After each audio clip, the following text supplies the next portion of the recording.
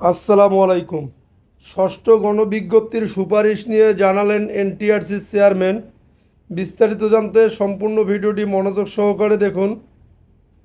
ষষ্ঠ গণবিজ্ঞপ্তির সুপারিশ নিয়ে আমরা কাজ করছি, তবে এতে আরও কিছুদিন সময় লাগবে।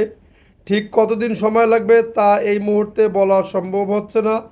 আমরা চেষ্টা করছি দ্রুত সুপারিশ করার।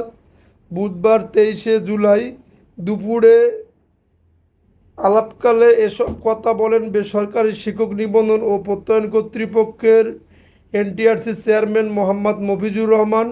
এনটিআরসির একটি সূত্র জানিয়েছে, 18তম নিবন্ধনের অনেক প্রার্থীর সনদে ভুল ছিল। তারা সনদ সংশোধনের জন্য আবেদন করেছিল, সেগুলো সংশোধনের কাজ প্রায় শেষ। চলতি মাসের মধ্যে সুপারিশের জন্য চেষ্টা করা হচ্ছে, তবে রিট সহ অন্যান্য বিষয়ে বাধা আসলে সুপারিশে আরও বিলম্ব হবে।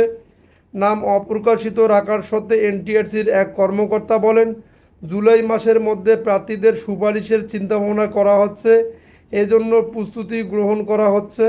তবে ষষ্ঠ গণবিজ্ঞপ্তির কিছু বিষয় নিয়ে আদালতে রিট করা হয়েছিল। যদিও রিটগুলোতে স্টেট অর্ডার দিয়েছে আদালত, তবুও আমরা সতর্কতার সঙ্গে কাজ করছি।